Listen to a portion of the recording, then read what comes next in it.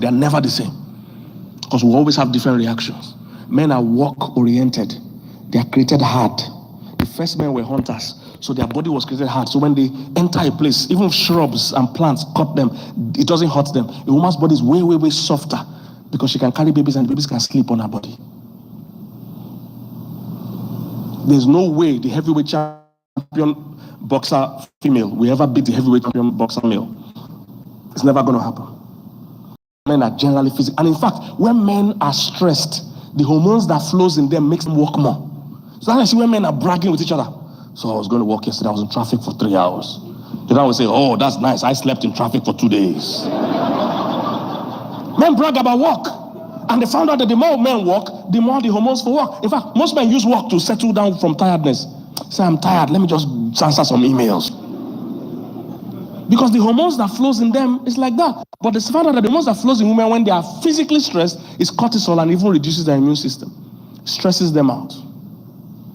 CNN released a report about 2 or 3 years ago that about 1 in 4 women want to leave their corporate jobs to spend more time at home. Now, even those women that are successful in corporate world all have mommy guilt. One of the wishes they all have is that I wish I spent more time with my kids. And there's nothing wrong with that. It doesn't make you inferior. Don't compete with the man. Most men are workaholics. They don't even know why they are working anymore. Because it's an instinctive thing. You think men are working for the family? Most of them have lost their family. So why are you working? To take care of a family? But right now you're losing your family. He doesn't care. He just wants to stay at the work. I'm just working. He's no more working for his family. If you ask him, okay, you make 1 million. So what will you do? I will invest it. So when you invest, what will you do? I will invest it. Okay, so when you invest that, what will happen? I will. He has lost track while he's even working now. That's why billionaires are losing their families, but they're getting richer. Because they can afford to go on break. But they don't even have a life anymore. Right now, they have become workaholics. So they keep staying at work, losing the kids, losing their families. Most of them don't know their kids. Forbes released a report about 3 or 4 years ago. They found out there were about 3,400 billionaires in the world. About 3,400 billionaires in the world. And they said only 11% of those billionaires are women. Only 11%. And they said out of the 11%, about 60% or so inherited the billions. So these women didn't even make this money by themselves. Then out of the remaining 40%, I think about half both inherited and made the money. That only a small portion of women made their billions from scratch. And that's not a bad thing, because women are more balanced. Women know that the stage of life you get to, an extra $1,000 will make a difference. You would rather spend that time with your kids and with your family and doing some, or just looking beautiful. It takes time to look beautiful. I mean, women feel good just rubbing cream and going for spa. You see, they have more sense than men. You see, for some people, they think that's a demotion. That's wisdom. Because most men don't have that much sense to take care of themselves. They just keep walking. But women know that, hey, we need to cool down. You know, go for spa, go for mani party. Watch some other women doing makeup. I found out that some YouTube channels, that's what they do. They watch other women doing makeup. Wow. Makes no sense to men, but carry on. Women know to relax. Women know that at the stage of your life, an extra $1,000 will make a difference. It won't change your comfort. However, that time you would have used to make that $1,000, if you use that time to spend with your kids, it will make a world of difference. Women are more balanced. There are more male billionaires. Most of them on that line are divorced. So there's a trend there. So women, don't let anybody belittle you. You have a lot. You bring balance to our lives. But unfortunately now, you are competing to be like us.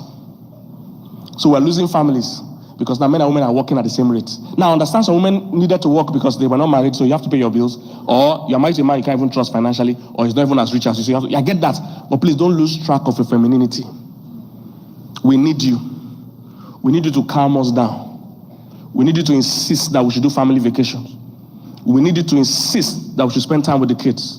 Because if you leave guys alone, everything will fight. Everything will work. Is somebody getting what I'm saying?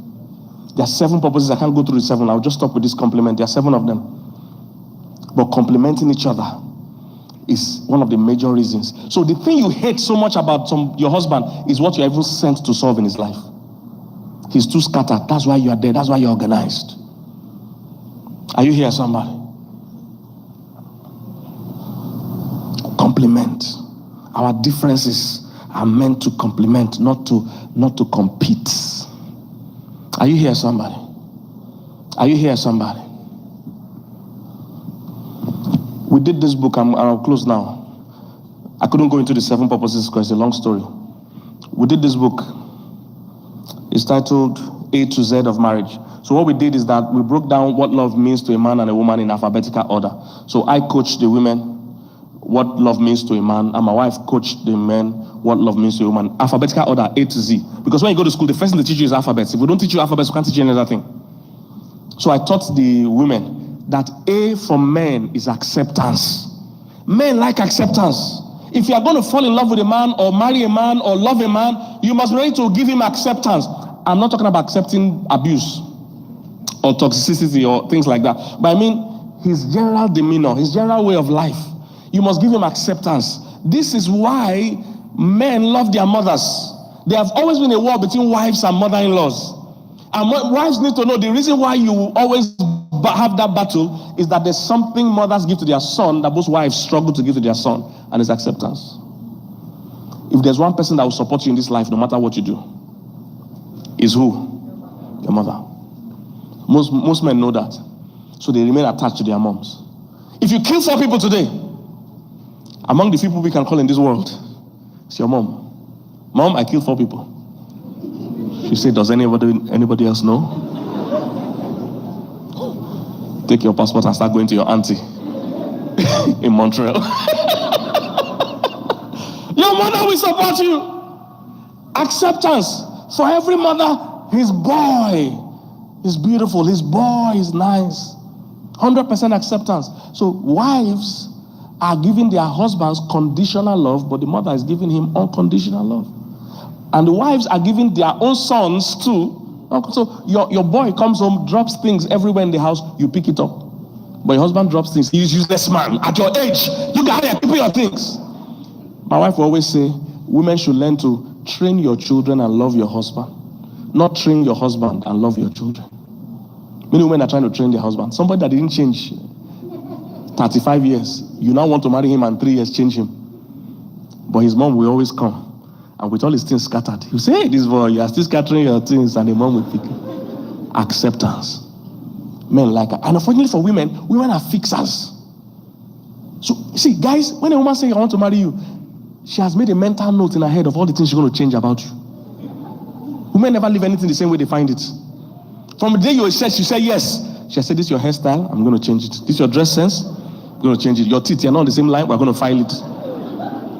Women are fixers. They've made a mental note of all the things that, because the guy said, she loves me the way I am. No, she doesn't. She's planning to change you.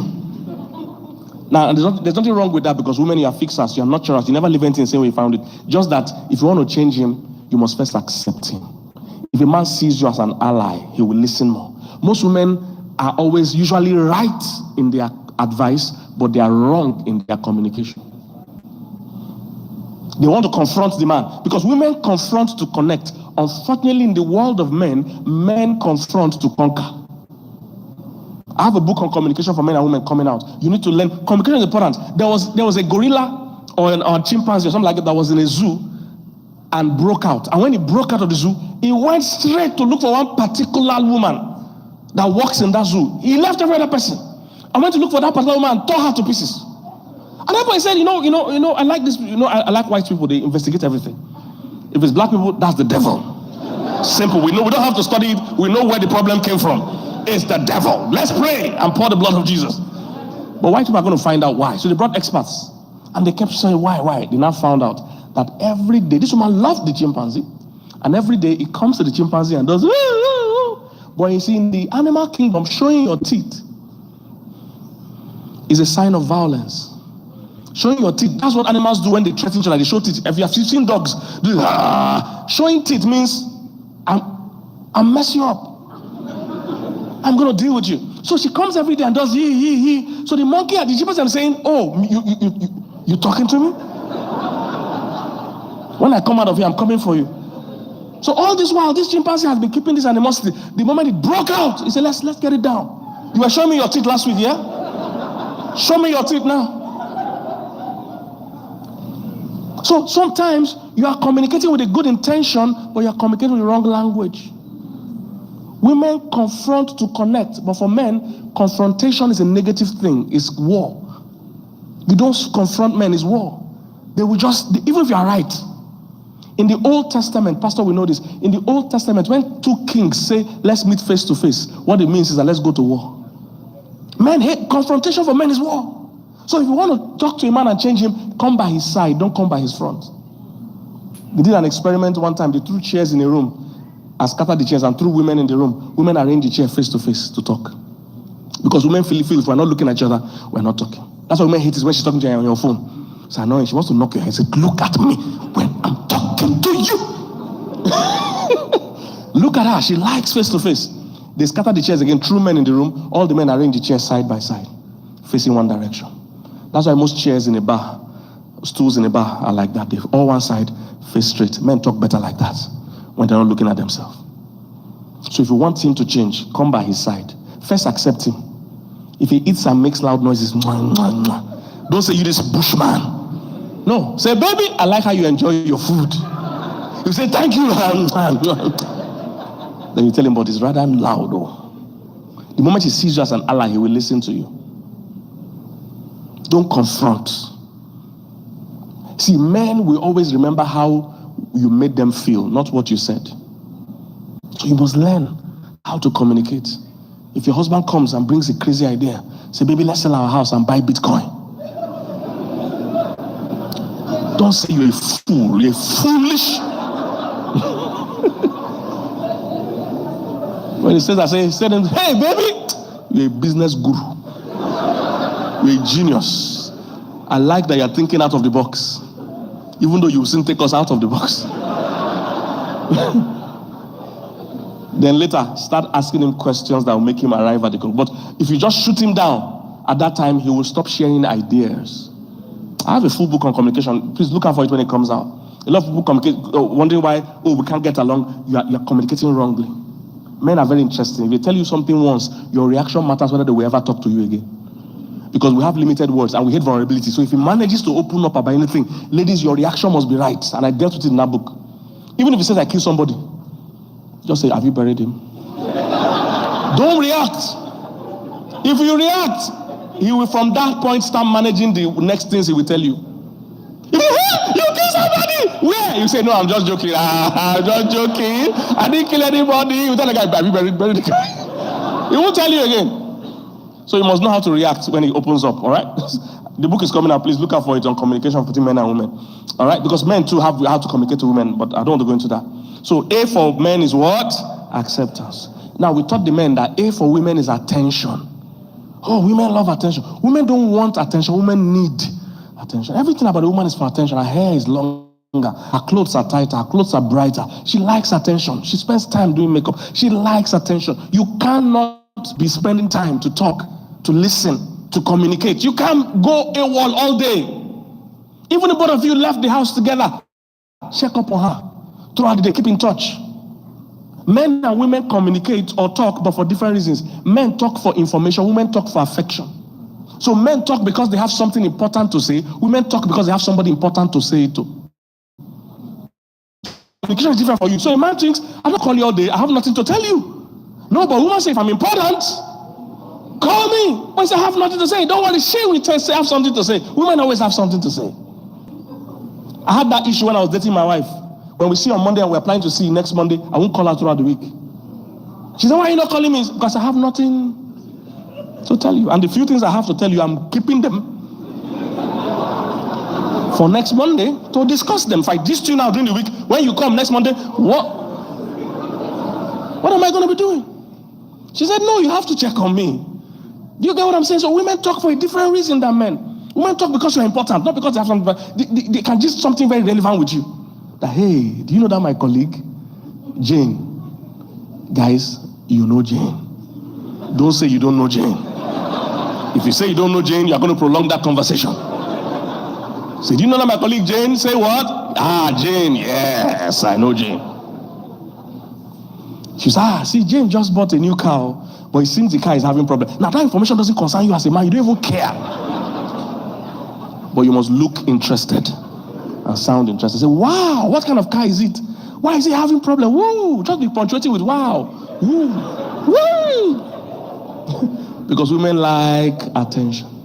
The last man that didn't talk to his wife, or the first man that didn't talk to his wife, regretted it. His name is Adam. He allowed somebody to talk to. Women must talk. Either you talk to her or she talk to somebody. But that talk, she will talk. And if she's talking to the wrong person, it will affect you. So take your place and do the talking. I'll just mention one more from the book. It's alphabetical order. Letter R.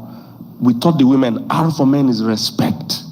Men like respect. And whenever we say these things, sometimes women don't understand. Say, all of us like respect. Not that type. There's basic respect everybody deserves. Even animals and all that, everybody likes that one. But men are generally motivated by respect. Everything they do is about respect. They show up for their friends because it's about respect. The average man wants to even impress you because he wants you to admire him and respect him. Some men have given up trying to impress you because it seems that everything he does, no matter what he does, you are never impressed. So you must learn to appreciate him. Even when he's doing the thing not exactly the way you like it, first appreciate him for effort. Because he likes respect. And it's not just man-made, it's God designed. It's in the scripture. Ephesians 5, God said, wives, respect your husbands, your wives. And it wasn't God trying to side with men. It was God coaching his daughters, women, that look, what unlocks your man's heart is respect. I wish more women could enter into politics. If more women enter into politics, we will have less wars. A lot of the wars we have is respect issues. So you talk to me like that. Some men know that the way this country is treating us, if we continue like this, it will be disrespect. So they know that these guys are going to kill us. But they'd rather go and die in battle than die in shame. You see, that's how men think. They'll go and die in battle. There are some countries that have no business fighting. By their size and strength, it shouldn't lead to a fight. When I was young, I didn't know that boxers have weight. I thought any boxer can fight any boxer. So I thought, why is Sugar Ray Leonard not fighting Muhammad Ali? They are both champions. They say they are not the same weight. Because there's lightweight, there's heavyweight. If heavyweight give lightweight a heavyweight punch, the lightweight will become death weight. It will die. I didn't know that. So that's how some countries are. There's some countries that have no business fighting, but they might fight if it's two men that are the presidents. Because one will not want to take disrespect. We'd rather go and die. If it's two women that were, more women are in government and in presidency, we will not have wars. We just have two countries that are not talking to themselves. This country, we don't talk to that country. Give them attitude. Say, That's all. No fights. Men like respect. There's a woman we call the unforgettable woman in the Bible. Her name is Abigail. She met David on the way coming to destroy her family. She knelt down to talk to David and called him Lord 10 times. David has never been respected like that before. It touched his heart. All right? I'm not saying you have to kneel down, but whatever is respect in your culture to a man, make sure he has that enough from you. Because a man is fighting all his life. He wants to come home and know that he's respected and is the king of his own castle. Even if it's a one-room castle with no window. You are the one that pumps up his self-esteem and pumps up his confidence. Don't kill his confidence. He's coming from a hard day of fighting and thinking and worrying, and he gets home and you are telling him, which kind of man are you? Why are we still in this small house? No. Psych him up and pump him up. He'll go out there and win the battles. Respect. David had never been respected like that before. After Abigail respected him like that, he followed her on all social media. Followed her Snapchat, followed her Instagram, followed her Facebook, her TikTok. The moment she just posted RIP for her husband, David slid into her DM and married her in a matter of weeks. She was already a married woman with children, but when her husband died, David married her quickly because he had never been respected like that. Most women don't know that. At the beginning, your shape can attract a man, but it takes your character to keep a man. That's what you need to know. David married her. Never been respected like that before. I've counseled many men. I counseled a major general. He said, I hate control. I will resist any sight of control. I said, sir, you're a general. You control people. You see, but his wife was trying to control him. Men hate those things. I've seen many men say, I can forgive adultery, but I will never forgive disrespect. I've seen men say, I would rather be divorced than be disrespected. So women don't understand it, but that's how men are wired. They don't play with disrespect. R for women. We taught the men. R for women is romance. Women like romance. It's not their fault. Look, some people say, oh, some women are trying to be difficult. Women are not trying to be difficult. Women are difficult. It's difficult being a woman is what I mean. It's difficult being a woman. Have you been on your period before? I tell you guys, have you been on your period before? Do you know what it means like for your hormones to be upside down? It's difficult to be a woman. Have you ever worn high heels for hours and all your ankle and feet are paining you and you have to still look cute and smile? Have you worn the heavy wig on a hot sun and you can't scratch it? She's a woman walking, says she's so elegant. She's not elegant, her thing's holding. She's so elegant. She can't laugh, look at her pillars. Holding everything together. Is somebody getting what I'm saying? And she's strapped everywhere. Those of you that are married, know how your wife feels when she removes her wig and unstraps her bra. So it's difficult. So you have to surprise her. You have to distract her. The way a woman's mind is wired. A man's mind is like rice. Everything is one. So he can deassociate work from finance, from home, from sex. Everything is separate. A woman, everything is together. Her mind is like spaghetti. They are all mixed. They all matter. Men have zero memory. That's why when you're having a serious issue with a man, his favorite words are, let's move on. Have you noticed? You are talking about something, you say, okay, I've heard, sorry, let's move on. Because he has no memory, nowhere to store that issue. But a woman has unlimited memory. Everything that's ever happened to her is stored. That's why you must be careful how you treat her and what you say. I tell men, be careful of what you say. You have a right to remain silent. For everything you say will be used against you one day in the court of law. Women never forget. They have unlimited memory and everything. And not only that, they are all stored, they are also always rotating. So something happened in the past, one day will just rotate and come to the front. And she'll start crying. So why you cry and say, what you did to me 3 years ago? I cannot. And you say, I thought I've apologized. Look, man, when that is happening, you need to know, even she doesn't know why she's crying. Don't try to talk out of it. The best thing to do whenever your wife wants to go to the past, follow her to the past. You follow. If you say, I know I messed up that time. I don't know what I was thinking. I'm sorry. That's all you need to. If you can't say, why are you doing like this? Why are you crying? Haven't you settled it? Let's move on. If you say that, she'll say, that means you don't understand my pain. I will make you feel my pain. She will continue. Follow her to the past. Don't tell her, let's move on. The best of how to move on is for you to follow her to the past. Because you rotate. So a woman's mind is dealing with a lot. If you know how much information is coming to her mind a day, this is why sometimes you think women are temperamental. Too much details. Because the gift of details, which women have, comes with the gift of, or the challenge of pettiness. Men don't have details. So men can't even tell when there's a problem. If 10 men are in a room, they won't have a problem. They will all find where to sleep. If everywhere is scattered and there's just one line for a man to lie down, he will lie down and have a good night's sleep. If a woman is in a room and is scattered, if she can't find rest until she arranges, because she's picking details, both relevant and irrelevant. Women have a full conversation with attitude without words. Women can tell somebody that's giving them vibes. That you see the way she walked past me here? You might say, how did she walk past? Women can feel it. Women know the other women that are interested in their husband. So do you know how she greeted you? She's just being nice. Women know that women are never just being nice. She can pick details. So the gift of details comes with the gift of pettiness. Small things will irritate you because you can notice things that a man will not notice. So when you know all this is going on in a woman's brain, you see the importance of romance. You must distract her mind. Because if you don't create positive drama, she will create negative drama. But that drama must happen. So romance helps women. Women have lived all their life fantasizing about a perfect marriage. That's why if you're a man and you never do things that make your wife be able to tell her friends, oh, see what he did for me. See what Joe did for me. See what Joe bought for me. You are depriving your wife of one of her greatest joys. Women love to be able to tell other women how great their husbands are. But you, bomboy, you are not romantic. You are just serious. See, don't you know our financial condition? Things are tough. Thank you, Minister of Finance. Commissioner of Economics, thank you. But see, romance is not expensive because men think it's expensive. No, romance is doing the simple things in a special way. The simple things you were going to do, just make it special. For instance, your wife wants a new perfume. Don't just go to the store and call her from there and say, baby, I'm in the store. Which one do you want? There's Givenchy and there's Kate Spade. Which one? No. Find out the fragrances she likes by checking her normal fragrance, so how she smells. If you can't find out, buy any of the latest perfumes. Women like new things. And even if you get it wrong, women are gracious. She will score you for effort.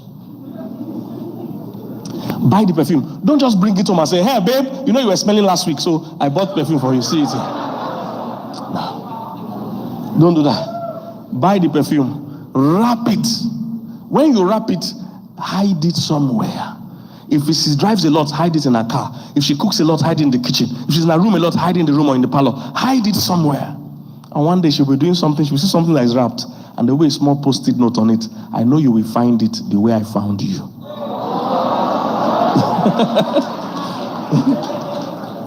Ordinary perfume, but the way you delivered it, every time she's spraying perfume, she's smiling. Because she will remember, women like romance. So just put creativity into the ordinary things you were going to do. Hallelujah. When we're going to give birth to my kids in the US, my second daughter also in the US, we flew with the other kids and other people that were staying with the house. Got to the US, I settled them into an apartment. I said, I'm going back to Nigeria to do my pastoral work.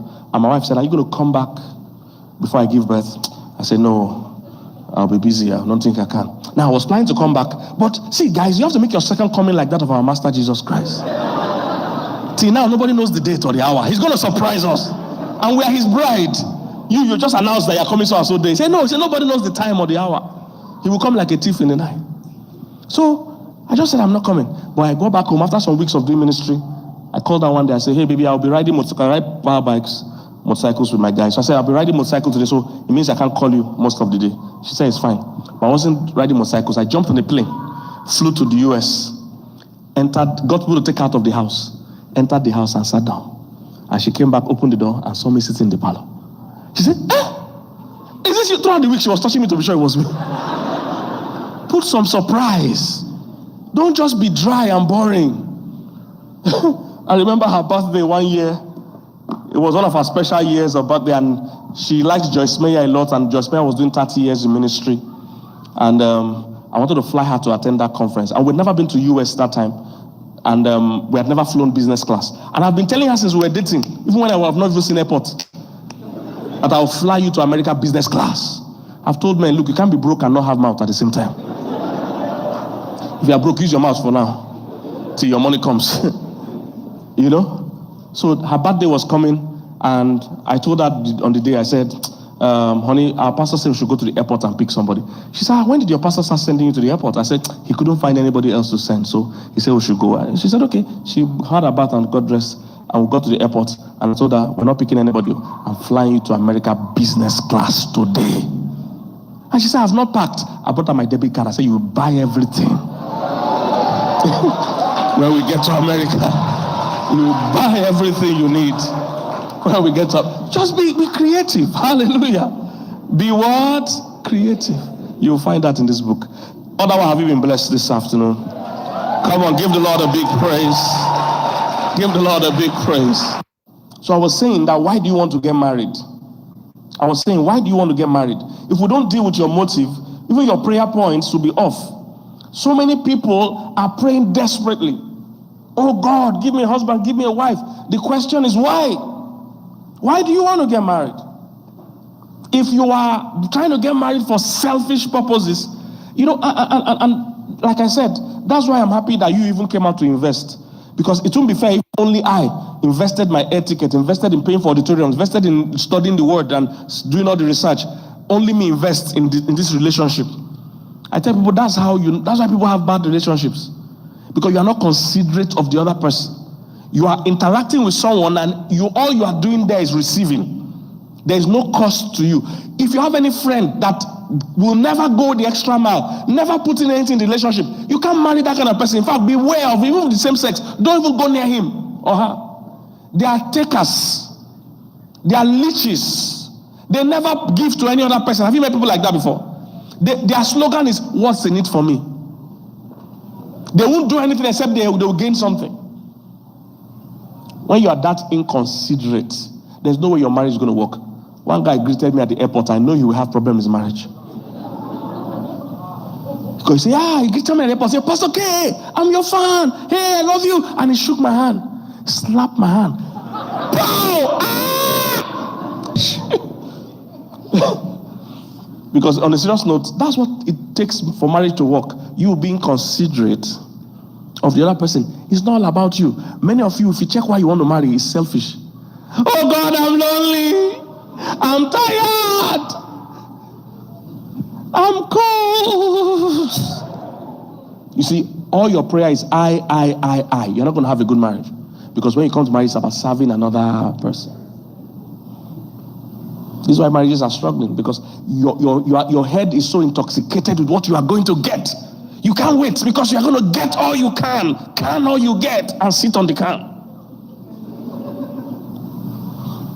You are going to get all you can, you are going to can all you get, and you will sit on the can.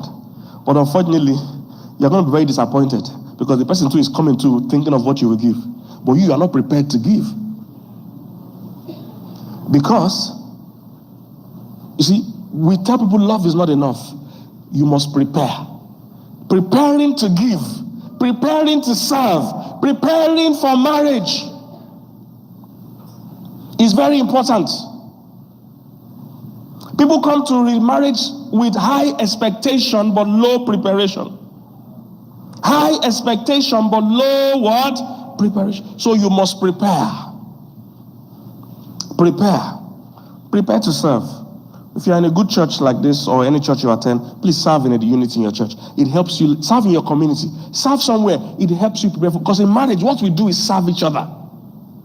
So if you can't serve, you're going to struggle in marriage. Because that's what it's about. It's about service. You're learning how to serve other people. Even when they don't appreciate you. That's preparing you for what? Marriage. Prepare. It's important you prepare. Second thing, what's your perspective? Love is not enough, your perspective is important. The first thing I said is love is not enough, your preparation is important. Second thing, love is not enough, your perspective is important. What do you think marriage is? Do you think it's two people? Oh man, the kind of things I hear these days. I mean, people are applying to get married and they are already saying we must sign prenup. I know it's common now in these days, in this part of the world. And look, I understand that there's craziness, I get it. But I'm more concerned that you already know from beginning that you don't trust this person. I heard a story yesterday. Somebody said, oh, my auntie, she was very rich. And she was going to marry, and everybody told her, do sign prenup. Everybody knew that thing was a scam. But they would rather take that risk than say no from beginning. Look, it's better to be single and happy than to be married and unhappy. Don't let anybody pressure you into a whack marriage. Better to be single and happy. If you say you can't trust who you marry with your money, what you are saying? Because people say, I want to sign prenup, I want to keep my money aside, I want to hide my money with this, I want to do this. I say, so you can't share your money, but you can share a bed. So in other words, you can't even share, you can't share your money, but you can share children. Do you see your sense of priority has issues? Because you can't trust this man with your money, but you can trust him with your kids. You're a ritualist. Because you're sacrificing children to get money. That's what you are. You're a ritualist. It sounds funny, but that's who you are. Because in your mind, valuing your money is more important than valuing your children. Because when you choose a husband, you're not only choosing a husband for yourself, you're choosing a father for your children. When you choose a wife, you're not only choosing a wife for yourself, you're choosing a mother for your children. So you're saying, I don't care who the mother of these kids are, as long as my money is safe. You're a wicked person. You're a twisted person. You want to keep your money safe. And people think it's a good thing. And even men not support themselves. They say, correct, you hide your money. You should be more bothered about leaving your kids with this person than even leaving your money with them.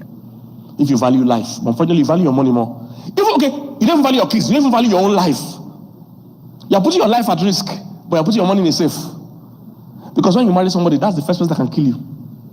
They can poison you. They can press you with pillow in the night. I watch American crime channels a lot. Those real crime channels where there's a real crime and they investigate. 99% of the time, when somebody's spouse dies, as you're still crying, oh God, my husband Joe is gone. Oh, the police people are there, so Sergeant So I'm sorry, madam. We're so sorry for your loss. Where were you by 2 p.m. today? Because you are still the number one suspect. And they will still ask you that day where you were. So can you come to the station and just visit us? You are the number one suspect. And a lot of times, that partner has something to do with the death. So you are risking your life, but your money is in a safe. So if you die, what happens? You are keeping your money safe, but you want to put your life in the hand of somebody you don't trust. That can kill you easily. That knows your whole schedule.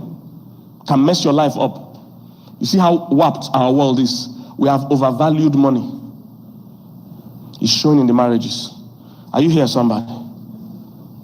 What's your perspective about marriage? Marriage is a covenant where two join together permanently. Number 3, love is not enough. Your prayer is important.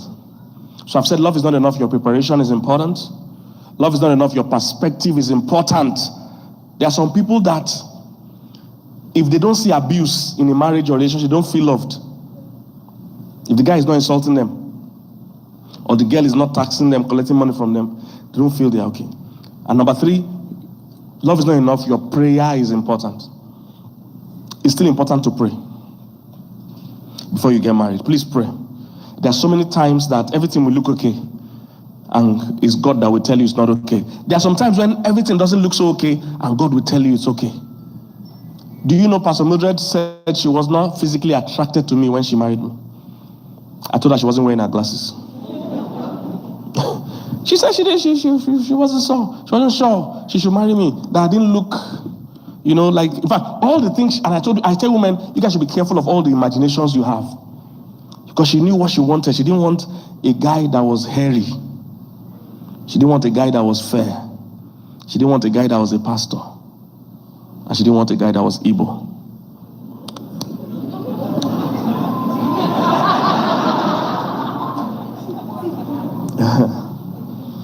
And there are a lot of you that have those ideologies. I don't know where you got it from. Oh, I don't want to marry someone from this country. I don't want to marry someone from that place. I don't want to marry someone that is a pastor. I don't want to marry someone that is short. You have all kinds of ideas that are baseless, mostly. That have no bearing in the happiness of the marriage. So sometimes prayer helps you sieve through the wrong things you have in your head. Prayer can help you do that. God does a surgery to your mind and your heart when you are in prayer. So you can now see better. Are you here, somebody? So one of the prayers my wife prayed then was that God bypass my emotions and do what is right for me. And I'm here. I'm here. God answered that prayer and saved her life.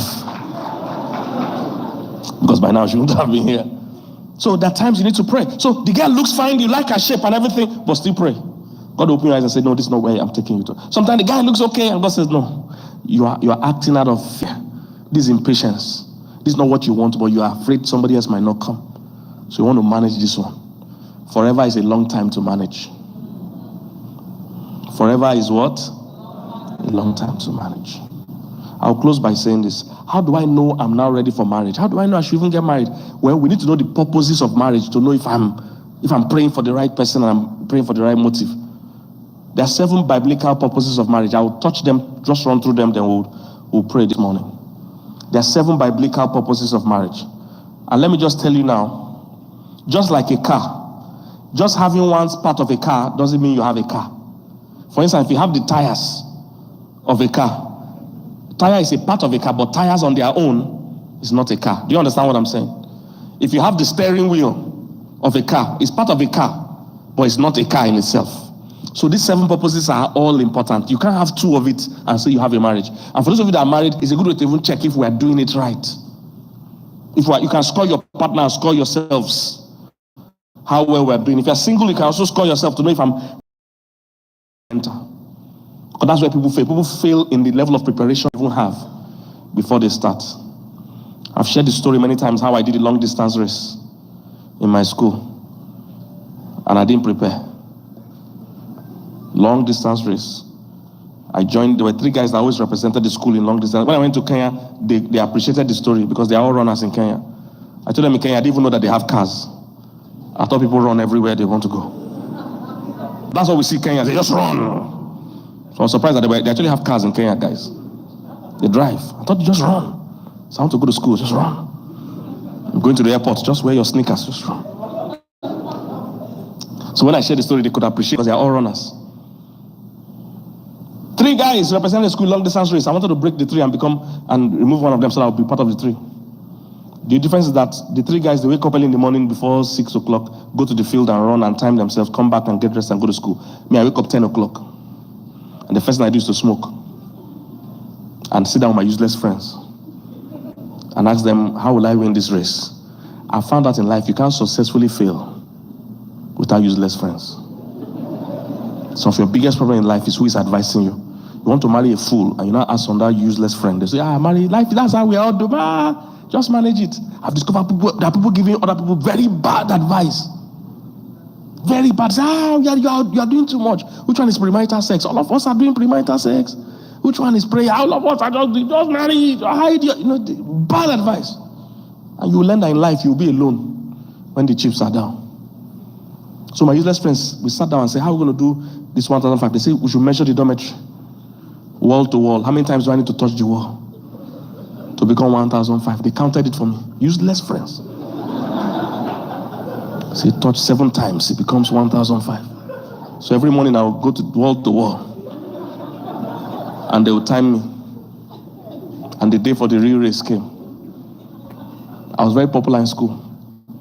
So when we all came, all my friends were shouting, Kinzo, Kinzo, Kinzo. The whole school, everybody loved me. Kinzo. On your marks. Set. Go. I took off. And my plan was to follow the guy that always comes first, so that I will come second. You will know a failure by his goals. He's not planning to succeed. He's planning not to fail. So I followed the guy closely. First lap, I was coming second. My dream was coming to pass. Second lap, I was coming second. And all the school were shouting what? Kinzo, Kinzo, Kinzo. That's when I knew that your supporters don't matter in life. If you are not prepared. It doesn't matter how many people are supporting you. That's why in weddings these days, I'm not too excited if I don't know if the couple have done counseling or not. Please don't play with premarital counseling. Because now we focus on, people even choreograph their dance. The couple have time to go and learn the choreographed dance. Do pre-wedding shoot, do wedding, do all these things. They even have different outfits. From the church to reception to night party. But these guys have not done one session of premarital counseling, not read one book together on marriage. But everybody's clapping for them. Woo, woo, woo. I don't care about those things. I'm worried about them. Because the wedding and the marriage are different. The wedding is a ceremony. The marriage is a covenant. This guy is getting hinged forever. The wedding is a few hours. The marriage is for life. The wedding is for people. The marriage is for only 2 of you. These people will all go home. 2 of you will be stuck together with the real life issues. So I'm not excited about supporters anymore. I need to know, are you prepared for what you're entering? Kinzo, Kinzo. By the second lap, I was coming second. My dream, I was getting near my dream. I didn't know that in long distance race, they increase speed at the 3rd lap. That people save their energy, then when it's the final lap, they unleash. I didn't know. I was using my whole energy to survive these 2 laps. When we hit the 3rd lap, they blew the whistle, boop, and all those guys took off. Last lap, I wanted to follow them. My heart said, if you try it, you will die here today. I was just smoking in dormitory. I never practiced smoking. I wanted to go. My heart said, don't do it. Don't do it. The only thing that saved me was that there was bush at one end. So immediately we hit that end. I just ran straight into the bush. I went to sit down and find myself. The 3 continued the race and finished. And I waited for everybody to go home. Only my useless friends waited for me when I came out. So what are the 7 purposes of marriage biblically? I'll run through them quickly and just mention the scriptures quickly. Number 1, God created marriage for us to complement each other. Complement with an E. For us to complement each other. There's a reason why men and women are different. Or let me even say opposite. Unfortunately, we live in a world where they are trying to constantly tell us that we are the same. You need to know where that is going. It sounds logical sometimes, but you need to understand it's an attack on family. Because the whole design of marriage, our strength is not in our, because we complement each other. There are about 3 or 4 levels of differences that are important. The first one is gender, which is male and female. The second one is even personality. We complement. So let me deal with personality first. This is why talkers marry listeners. 2 talkatives don't marry. They never like each other because they will both leave the date saying, this guy didn't help me talk. So they usually don't find each other attractive. So, but talkers love listeners because all the thing he has to say, he will say it, and listener will just say, mm-hmm. 2 listeners too don't like each other. Have you seen 2 listeners on a date before? It's very horrible. Say, how are you? Say, I'm fine. How are you? I'm fine. How are we? They have nothing to talk about. So they say it was boring. That date was boring. 2 listeners don't like each other. Spenders are attracted to savers. Spenders are attracted to savers. Jovial people are attracted to reserved people. That's how it happens. In fact, they found out about moody people. They found out that only on few occasions will 2 joyful people marry. Only very few times will 2 joyful people marry. That more times moody people marry joyful people. More times, then almost never do 2 moody people marry. So they said moody people are not foolish, they are just sad. What does that mean? They are not foolish enough to marry each other. That even though they are moody and sad, they know that I need someone different. Because 2 moody people can't marry. So as moody as they are, they say they are not foolish. They're not going to marry themselves. Say, you are too moody, please move. Let's look for joyful people. So the difference in personalities, and most times these differences, they first attract us, then they now frustrate us. When you now enter the relationship, it's frustrating. The guy that greets everybody in church that you liked, because you were quiet, he greets everybody. When you now marry, you now find out you have to wait for him after church, because he has to still greet everybody. And you'll be like, must you greet everybody? You talk too much. And he too will now say, you are too quiet, you just sit here. This is where you came, you start in the morning, this is where you are in the afternoon.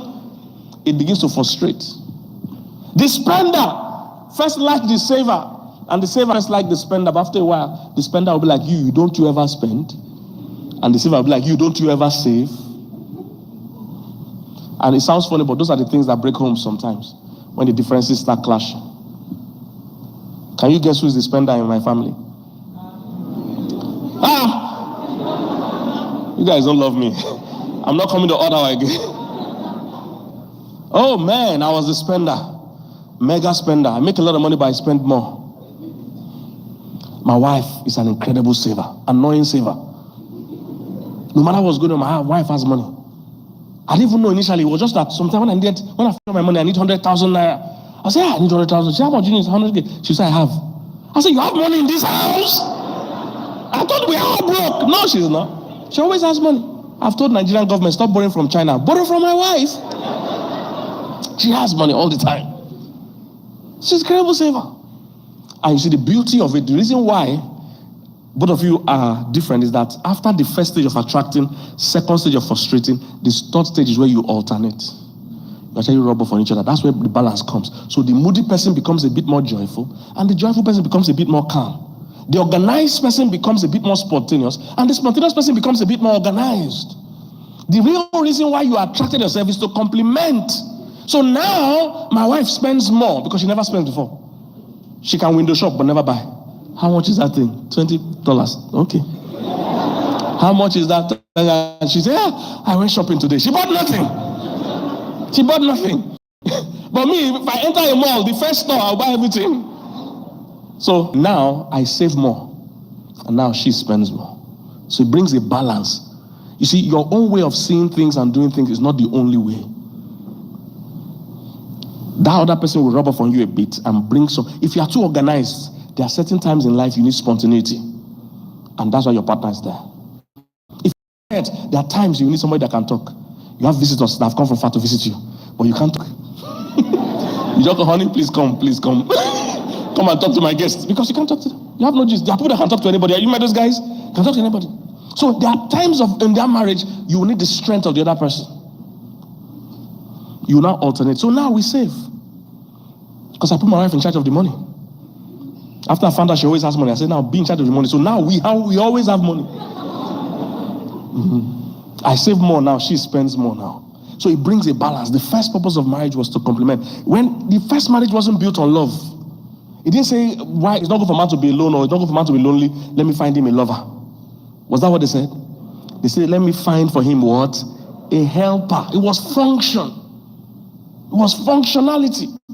Not romance, not love, function. A helper. So when you understand that I'm sent to this man's life to help him realize his dreams, I'm sent to this woman's life to help her be all she can be, that will change your. So when you're praying, not, oh God, give me a husband, say, Lord, you say, oh God, give me an assignment. Make me the kind of man that can cultivate a woman and bring out the best in her. As a man, you're a cultivator and a beautifier. As a woman, you are an incubator and a fertilizer. So when the man marries you as a woman, you multiply his success.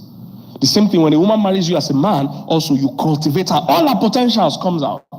You build her esteem. She must be finer when she comes to your house than when she left. She must be finer now that she lives with you. You're a beautifier. Beautify her life instead of stressing her. You can judge for yourself how your marriage is. If it's 5 years gone and she's worse now than when she came, then you are not cultivating her. You cultivate her by checking all her dreams, all the things she wants to be, and make sure she becomes them. My wife, when she first came, she didn't want to drive. I taught her how to drive. She learned how to drive, but because I was always in the house, and there was always somebody in the house, she never drove. So one day, it was day for service. We normally go to church together. I snuck downstairs, carried my clothes downstairs, wore it downstairs, entered a motorcycle, an Okada. I went to church. It was the night. And she was calling me, are we not going to church again? I said, I'm in church. Drive down. That's the day she learned where they put light in the car. She had to drive that day. And since that day, she has been driving well. And her dad thanked me later. I said, thank you for doing that, because the dad said her mom, which is the dad's wife, was like that she learned how to drive, but she has never driven one day. That thank God you didn't do like me. You forced her to drive. Now my wife can drive. You cultivate her. My wife, you saw her preaching here today. Most of you enjoyed this, right? She used to dread standing on the stage. She never wanted to preach. But I knew she had a calling to preach. So I cultivated. By the time they give you a wife and come back in 5 years, and she's exactly like she is, or even worse, then you have failed as a man in your marriage. You must cultivate her. She wants to do master's degree. Then you stay with the kids that go and do the masters. Cultivate her. She must be better than how she came. She didn't like to preach. So some Sundays, but I knew she had the calling to preach. I knew she had the capacity and the intelligence to deliver. So some Sundays when we do 3 services in our church, I'll preach the first service. And I'll say, honey, you're preaching the second service. She said, I know you're joking. I said, no, I'm not joking. I'll force her to do it until she got used to it. Now she's everybody all over the world. I don't know where the country we've entered that somebody's not hugging her or greeting her and saying, oh, I'm so blessed, Pastor Mildred, I watch you. I'm just laughing. It's me you should be hugging. Yeah. It's me you should be hugging. Cultivate her. I constantly ask her, what are your dreams? What are the things you want to do that you've not yet done? That's your job. As a man, the word husband is from husbandry. It's somebody that tends to a garden. Somebody that cultivates. You're a cultivator and a beautifier. She must look finer. Don't stress her. A man and a woman, when they go shopping, they don't share the money equally. They don't share money equally. We're going shopping. Oh, we're doing 50-50. No good marriage is 50-50. It's 100-100. But when it comes to shopping, let her take 80. You take 20. Women need more things than men. Men only need only 2 shoes. 1 brown, 1 black. And 1 pair of sneakers. Everything you want to wear must go with these 3 things. You can't be more than this in life. If you want suits, you can wear jeans, you can wear native, you can wear anything, sportswear. These 3 things are okay. But women, if you say blue, there's sky blue, turquoise blue, ocean blue, blue. Bala blue. Bala blue. There's all kinds of blue. So women, and in these blues, there's open toe, closed toe, flat, heels, different things. I mean, when I got married, that's when I found out that women need separate soap for hair than the one for face. They have another soap for face. Another one for body. Soap. Then have one for leg. Then when they finish having their bath, the cream for hair is different from cream for face. Different from cream for hand and cream for body and cream. What? That's expensive. Men need only one soap. One bar soap to wash your hair, wash your car, wash your clothes, and bath. One bar soap will do all the solve all the problems. The average man's haircut, I don't know how much in Canada, but maybe $30, $20, whatever, for one haircut. That's just the Uber fee for a woman to where she's going to make her hair. She has not started spending. So a woman generally is more expensive. Cultivate her. You can't be dragging stuff with her. Tend to her. She's softer than you. A man's body is about 10 times stronger than a woman's body. There's a reason why she's created softer than you. Are you here, somebody? The gender differences are there. A man's body is stronger because a man generally walks more, is more work-oriented. A woman is more family-oriented. Again, unfortunately, we are socializing ourselves out of our roles. We think that God that created it didn't know what he was doing. Look, everything in your design is created for your function. This is why women come with womb. Thank God women came with womb. If the womb was optional, there would be a big debate now. Who should bear the children? Am I correct? But thank God it's not, you can't detach it. And see, women say, oh, a woman's place is not in the home. Listen, women, we know you are good with career. You can be anything you want to be career-wise. But there's a part of you that is still strongly tied to family life. Like I told you, I'll give you science, I'll give you data, I'll give you anything you want to know. There's a part of you. See, that's why the first meal of the baby is attached to you permanently. It's called breast. They didn't make it detachable. You can't argue with your husband and say, you take one. Take the baby and go. I'll keep one. No. God said it's you I trust with the next generation. It's you I trust. What women don't realize, a lot of the way God made you is because of the kind of trust he had for you. But women by nature want to compete with men for everything, not knowing that you are better than men. You are a helper. God put so many things in you that men didn't have. But now you are trying to degrade yourself to compete with men. That men are promiscuous. We too can be promiscuous. No, don't compete. Compliment, don't compete. Men drink. We too can drink. Men overwork. We too can walk. Look, it's good to walk, but I always say a woman should only walk when and to the level she wants to walk, not because she has to walk. She should only walk at her pace. We shouldn't give men and women the same target. I know people want to argue these things, but in Calgary, I hope I'm calling it right. In Calgary, one of the guys I met in Calgary came from Ukraine. He said when the war broke out, they said all the men from 18 to 60 must fight. Women and children, you can go. At that time, no feminist is angry. You will never hear competition. No, why must we go? Because somebody even has to take care of the kids. It's not a bad, see, it's not a lesser role. I think we need to get that. It's not a lesser role. It's just a different role. It's like saying we're in a football field and all of us want to be the goalkeeper. That you're envious, why must that guy always be at the post? I want to stay there. No, somebody has to be the striker. Somebody has to be the defender. Somebody has to be the midfielder. Is somebody getting what I'm saying? It's not a lesser role that you're a woman. God gave you the womb. There's something about you that can care for another person. You were created physically so, and knowing God, he also made you emotionally so. There's something about you that cares. Women anywhere in the world will react to baby. Anywhere in the world. Because they say when women see babies, oxytocin from them, they just have happy hormones. When men see babies, they're running. Hey, it's not mine. We don't get that reaction, but women always, they found out women always get that reaction. Anywhere in the world, when women are proposed to, anywhere in the world, women are happy.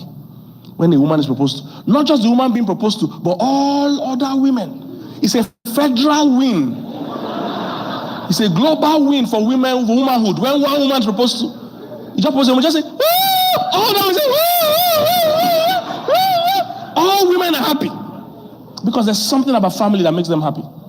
You never see men celebrating. When a man proposes, are you ready? Are you sure? Do you have money? Are you thinking?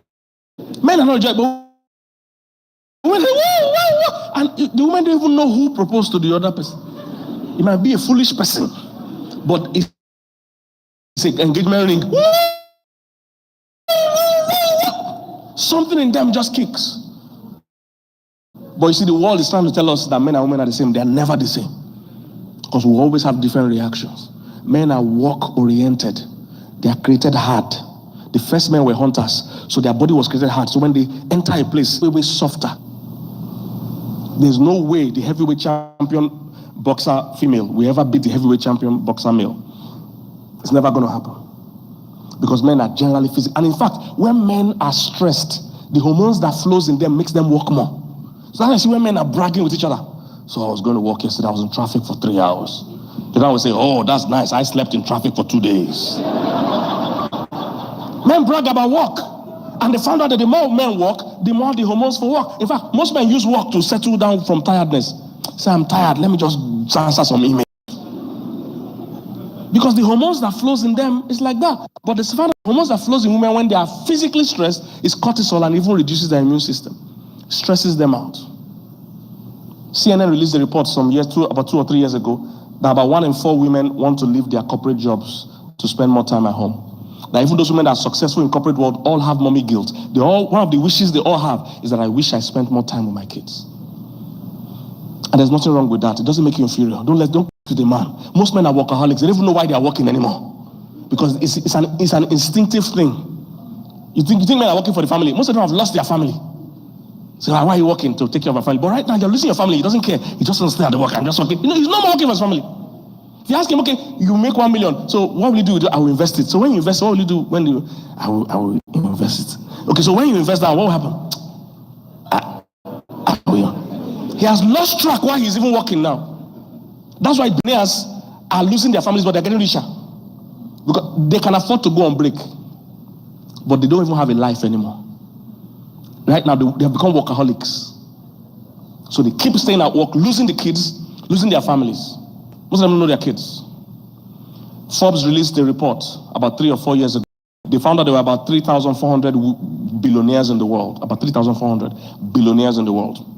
And they said only 11% of those billionaires are women.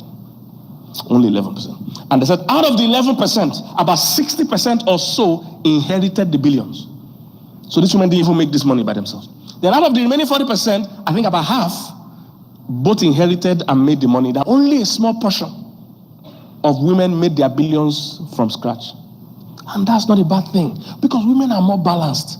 Women know that there's a stage of life you get to, an extra $1,000 will make a difference. You would rather spend that time with your kids and with your family and doing something, or just looking beautiful. It takes time to look beautiful.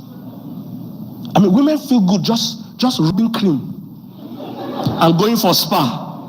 You see, they have more sense than men. See, for some people, they think that's a demotion. That's wisdom. Because most men don't have that much sense to take care of themselves.